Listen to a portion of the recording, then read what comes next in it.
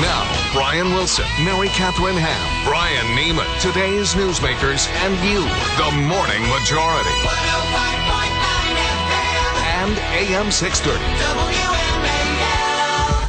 6:37 on the Morning Majority. Brian Wilson, Brian Neiman, Mary Catherine Ham here, talking to my buddy, Matt Lewis, over at the Daily Caller. Good morning, Matt. Good morning. Hey, I hear you. I like to brag about my ride a lot on the show. It's a 10-year-old Honda Civic EX. It's top of the line. Top of the line. I can't believe you got an EX. That's right. That's right. It's got power windows and everything. 130,000 miles on it. But I hear that your ride might be even sweeter. What are you riding around in these days?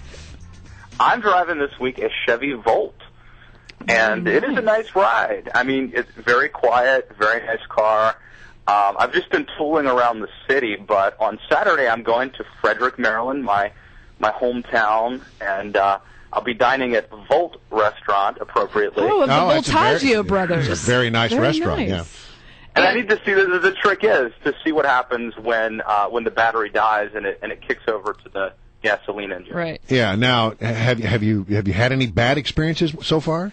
Because the Fox guys did it and it ran out of juice in the tunnel.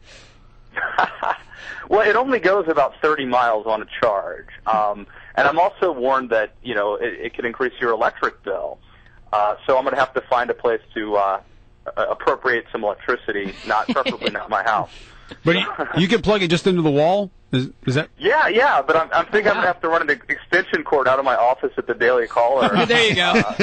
Which is like on the 9th floor, so it could be challenging. How does it feel to drive a car, finally, that you've already paid for in tax money 8 times over?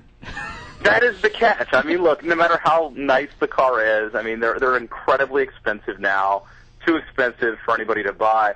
And, I wrote a piece yesterday about this, how Ronald Reagan actually helped invent the electric car. And one of the people I interviewed was a guy named James Strock, who was a former Reagan guy, also ran the California EPA. And as he put it, Reagan would probably object to, a car that required taxpayer dollars to build and then taxpayer dollars to subsidize buying it. So, on both ends. Yeah, exactly. Yeah. What was Reagan's part in the electric car? Is it like Gore inventing the internet, or is it more hands-on? Actually, Reagan has a better claim to having invented the electric car. By the way, check it out. Give myself a plug. I wrote about it at the Daily Caller. Yes. But no, Ronald Reagan set up this commission in California to deal with smog. It's the acronym is CARB, C-A-R-B. And essentially this group went on to create the ZEV, the Zero Emissions Vehicle, which is the modern-day model of the electric car. I mean, actually, electric cars have been around for over 100 years. Sure. At one point, they were more popular than the internal combustion engine, but it was Ronald Reagan who signed legislation in California that actually led to the kind of, if you want to call it a rejuvenation, a fresh look at the electric car. Well, clearly they didn't catch on then. Here's my question to you. Is it worth $40,000? I would say no. Not at this point. I mean, look, I like the concept of the electric car. I think that conservatives are wrong to reject it out of hand. Mm-hmm. I think conservatives it's fine if you want to say, look, I don't like the subsidies, I don't like, the government's involvement. That's one thing. But I think the electric car will work for some people. If you live in a city, if you drive short distances, it could work for you. But they're not going to work, really, until the free market kicks in, and you can buy one for $15,000 and rely on it. And if that happens, then I hope they succeed. Sidebar story: I just read a story about the Tesla, which is the all-electric, very expensive car.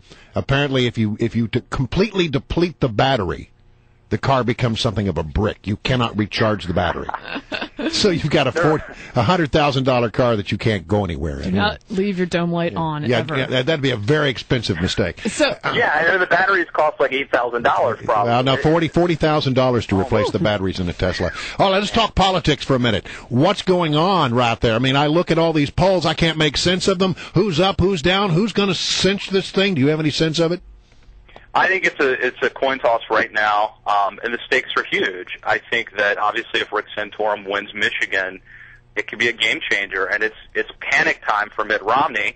Now there's a debate tonight, and I think what happens tonight could impact what happens in Michigan. Romney's people feel pretty confident, or they sound pretty confident that he's going to win Michigan. Do they know something that we don't know? Are they looking at different polls than everybody else, or are they seeing that the polls that he's kind of narrowing the lead that Santorum has right now, and perhaps with all the negative ads that I'm sure will be coming, that's going to help him out? I think the inherent problem that Rick Santorum has is that by sort of the luck of the draw, his momentum after winning those 3 caucus states, he then had to wait 2 or 3 weeks until the Michigan and Arizona primaries. I mean, if the Michigan primary had been 5 days ago, Rick Santorum would have won. But Mitt Romney has a lot of money and a lot of organization, and given enough time, it's just hard to beat money and organization. Has the barrage of negative ads that Mitt Romney generally unleashes begun in Arizona and Michigan already?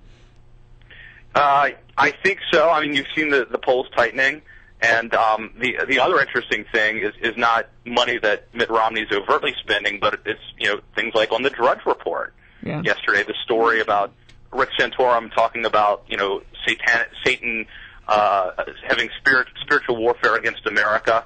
I mean, that may help Santorum, but clearly it's meant to kind of portray him as being outside the mainstream. But is it outside the mainstream? I don't think it's outside the mainstream for a lot of people in America. The people believe there is a great battle going on this planet between good and evil. And if you believe in God, you can also believe in Satan. Yeah, I think you're right. I think that anybody who prays and asks God to help them or to guide this nation implicitly believes in spiritual warfare. Having said that, the way that Santorum, is heard saying this is very jarring, talking about Satan. A lot of times politicians will talk about, the Almighty guiding our nation, but the rhetoric's a little bit different. Look, you could argue that it helps Rick Santorum. You could argue that it hurts him. I think we'll see, and we're going to see that. We're going to see that very soon. I sort of think that it sounds odd to the ear of the mainstream media, but I don't think it sounds strange to the ear of those who go to church on Sunday.